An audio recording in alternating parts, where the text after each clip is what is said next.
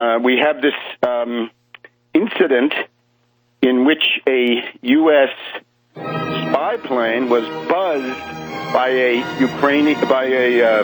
Russian jet fighter, and we've also got some U.S. forces in the Black Sea.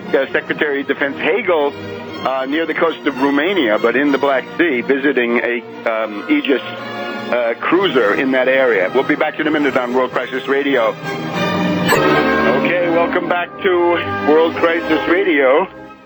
Webster Tarpley in Washington, D.C. To keep up with all of this, head for tarpley.net. Quite a proliferation of media appearances in the past week. Press TV, Tom Kiley's radio show, Rents, all kinds of topics. Some of them we'll illustrate with guests here.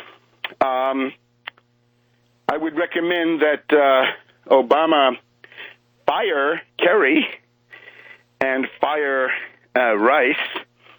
And if you want to get out of the Ukraine crisis, blame the Eurogharks.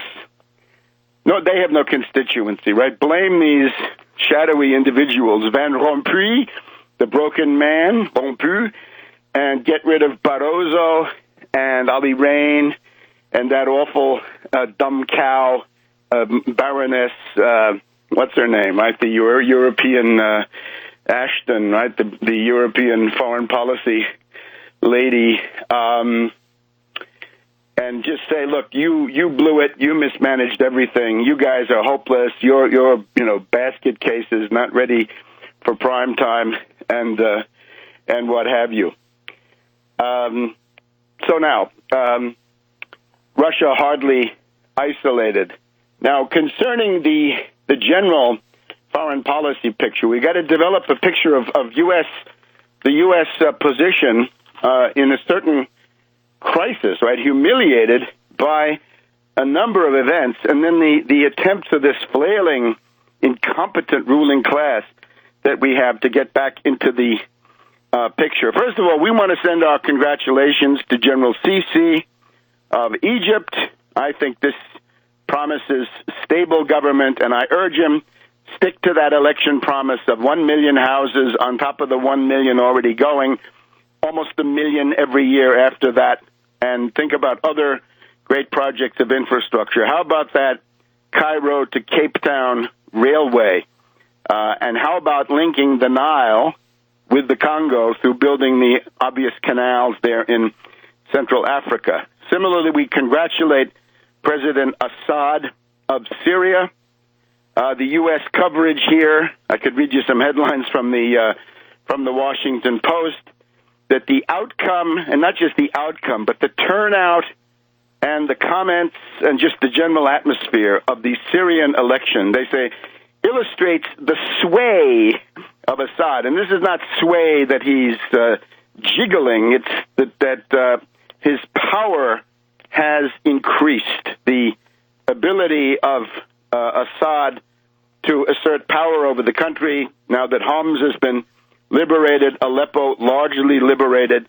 The perspective is that the terrorist bandits, right, the terrorist rebels, will be driven out, and the blessings of orderly government and normal middle-class civilization can once again return to Syria. And, of course, the U.S. imperialist party doesn't like this. Let's focus for a second on the death squad expert, and that is Ambassador Ford. We know him. He's the pupil, he's the star pupil up to now of Negroponte, whose name is so indissolubly linked to the death squads in Latin America.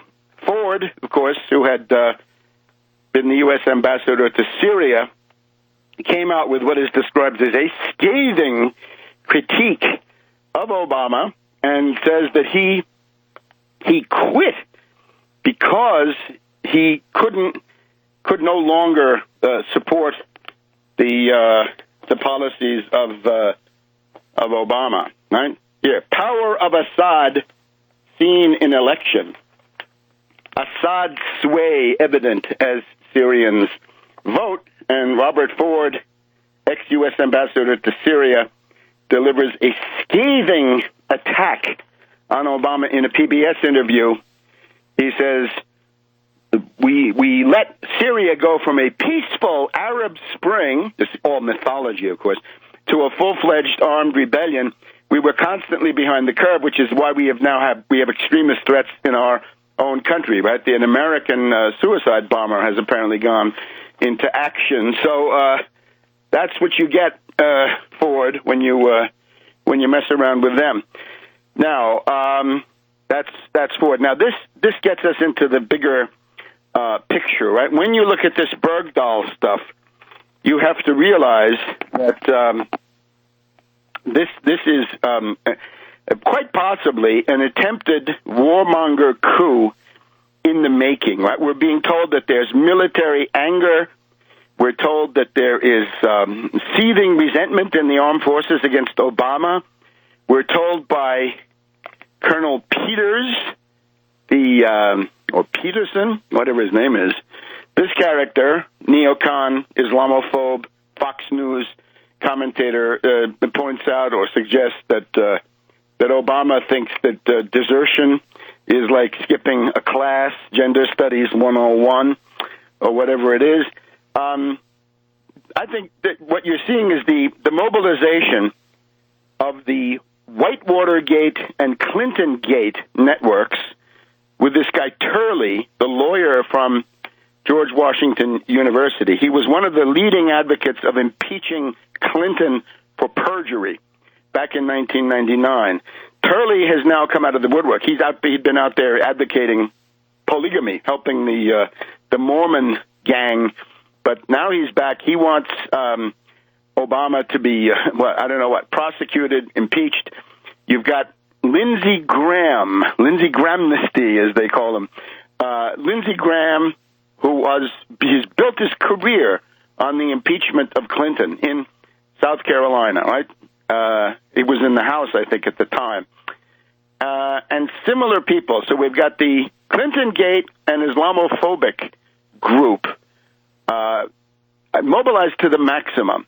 And I think it has to do with they wanted the attack on Syria, and as Ford verbalizes, they still want to bomb Syria. Remember, we have the Anne-Marie Slaughter position, which is if you want to attack Putin, you've got to attack him in Syria because he's too strong in Ukraine, got to attack him in Syria. And we know from the interesting Washington Post coverage of some weeks back, Kerry, Samantha Power, General Petraeus, and General Keane over at the Institute for the Study of War, and therefore the entire Kagan family, including Brookings and American Enterprise Institute, they're all scheming like mad to get the attack on Syria, obviously also because of the Israeli influence. Mrs. Clinton, Hillary Clinton, her new book, Hard Choices, she says that on Iraq she got it wrong, but then she shows that in fact she has learned absolutely nothing, because she says, I got it wrong on Iraq, but now I'm for a hard line against Syria. She wants to attack Syria, there is no doubt. You put Hillary Clinton in there, you're going to get an attack on Syria. This makes Obama, I think, it presents him in a somewhat more positive light than many of the Obama haters and those blinded by racism or Obamacare or whatever else it is, right? The neocons and so forth, right? The non-sophisticated analysts. Hillary says that, of course, she reminds us that there was this time when she was up there with Panetta, with Petraeus, with the Joint Chiefs of Staff, and many others, trying to get Obama to bomb Syria, or at least to send sophisticated weapons to the terrorist rebels. Obama has blocked that at every turn, at least officially. Whatever a president can do to distance himself from it, Obama has done. And I think this is now seething. What's seething is the ruling class who want war. Therefore, impeachment is once again on the agenda. Welcome back to World Crisis Radio. Webster Tarpley here in Washington, D.C. 6th of June. The second front finally opened 70 years ago. Should have been Should have been 1942, not 1944, or at least 1943, but that's the way it goes. Another factor that delayed it, of course, was the slowness of the U.S. mobilization was dictated, for example, a company like Alcoa that insisted on respecting its aluminum cartel with Nazi producers well into the war.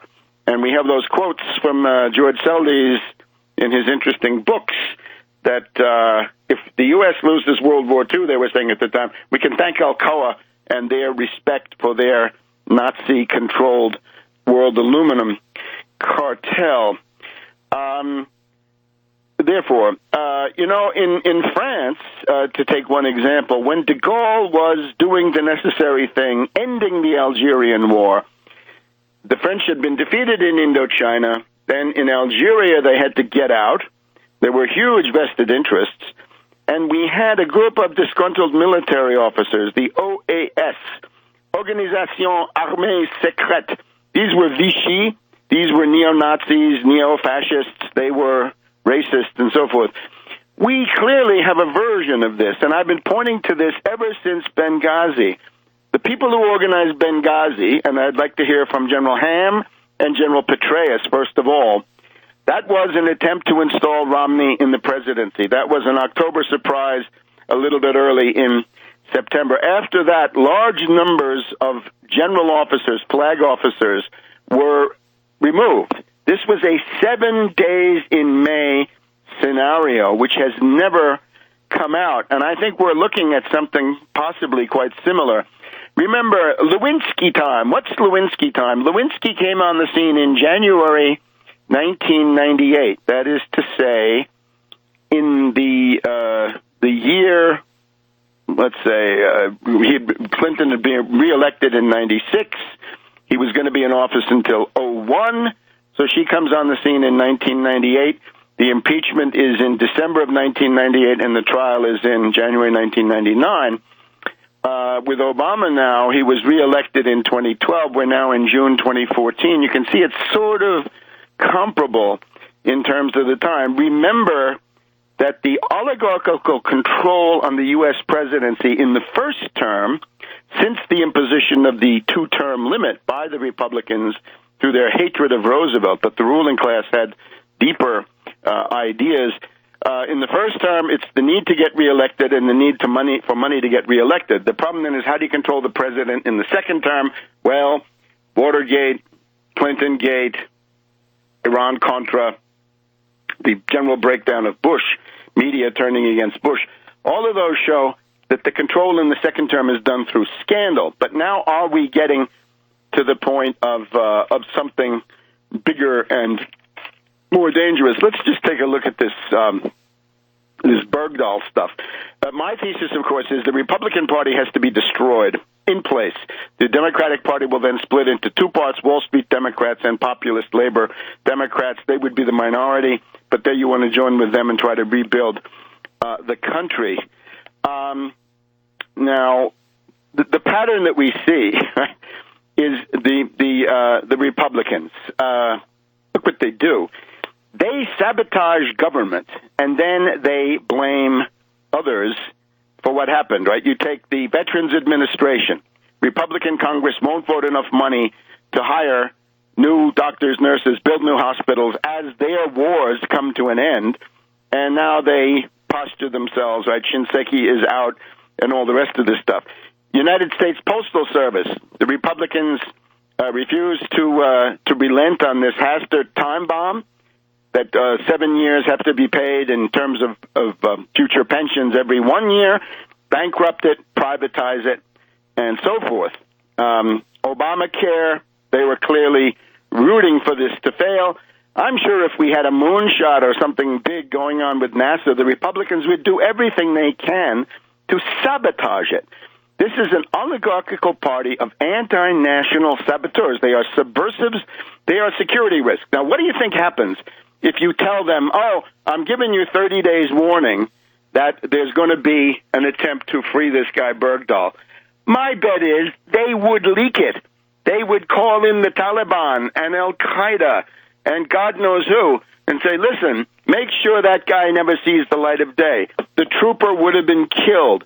It's not wise to tell these fascists, these subversives, these Republicans what you're going to do. You'd be crazy to tell them in advance, and now they complain. They would have leaked it to get Bergdahl liquidated, anything to attack Obama. And again, this is not just party politics in the sense of partisan competition for jobs. Remember, the Afghan war is ending. This is a defeat for the United States, clearly. The Bush neocons did it. Iraq is already over. That was a defeat. So you got two defeats in a row. Looks a little bit like Indochina, Algeria, compared to Iraq, Afghanistan. And these Republican subversives, hypocrites, what have you, they're all complaining. And look at what scoundrels they are. There was a secret briefing, and Saxby Chambliss came out, right? Who's Saxby Chambliss? You may remember how he got his job, for Max Cleland was the senator. He had left two legs and one arm on the battlefield in Vietnam. But this scoundrel, Saxby Chambliss, comes along and says, you're not patriotic because you don't support the Iraq war. Feinstein, Madame Oligarch on the Democratic side, right, doesn't care if you get your phone tapped, but if you tap her phone, that's a constitutional crisis. McCain, of course, the universal warmonger. Lindsey Graham talking about impeachment. We've already gone through him. His whole career built on Clinton Gate. Remember, the Constitution is categorical. The president is the commander-in-chief. So that's the end of that. It doesn't matter what some statute says. We have Mukasey, or Mukasey, as I call him. Mukasey says, even though he's attacking Obama, he says Obama's undoubtedly right, or probably right, that you can't impose this 30-day thing on the commander-in-chief. Even Krauthammer, I think Krauthammer tries to soften some of the GOP attacks because he sees the potential of a backlash against the Republican scoundrels on this issue. Krauthammer is essentially saying, my God, the American people are shocked by the gravity and the horror of all this, and let's see if we can get the enormity, the gravity. The American people are stunned and troubled, wondering what kind of man have we chosen to lead us. Now, let's look at some of the things going on. We mentioned Ford, we mentioned Turley. Let's look at the Secret Service, right? We know the Secret Service is a sewer when they're not visiting prostitutes or other hanky-panky. What is with this film of Obama exercising in Poland? That, I would consider that a warning to Obama. In other words, this says if you can put a camera there, you can put a death-dealing robot, right? You can put some kind of an automatic shooting device, a bomb, whatever it is. The Secret Service, maybe they were visiting the prostitutki of Warsaw that night, but I think this is planned. The Secret Service has got to be broken up after Cancun, after these other events, and it will not do to install a woman and say that's the answer. It's going to have to take a wrecking crew to go in there. So I would say when you look at this entire picture, this is extremely troubling. And remember, the issue is on Syria, Obama, as far as Obama is concerned, he has not done any of the things they demand. Concerning Iran, we have that essay from Petraeus where Petraeus says, don't have a deal with Iran. This is going on in the background. In the background, the U.S. has also upped the conditions, right? This is now the P5+1. They now say Iran has 19,000 centrifuges, got to get rid of most of them. Iran will never accept. I think that's the reason Ayatollah Khamenei came out this week with that defiant speech, you will not break us. So I think that's going on. Back in a minute on World Crisis Radio. Welcome back to World Crisis Radio. Just wrapping up a couple of loose ends from the previous segments. You notice on this Bergdahl thing, there's obviously a swift boating machine that was ready to go. Those guys were fired up, ready to go. Who pays them? Who paid for that apparatus there? Concerning the Republicans, we know they are a demographically doomed party. They've got to take the White House in 2016, or that will be the end of them. They've got to impose a permanent austerity dictatorship.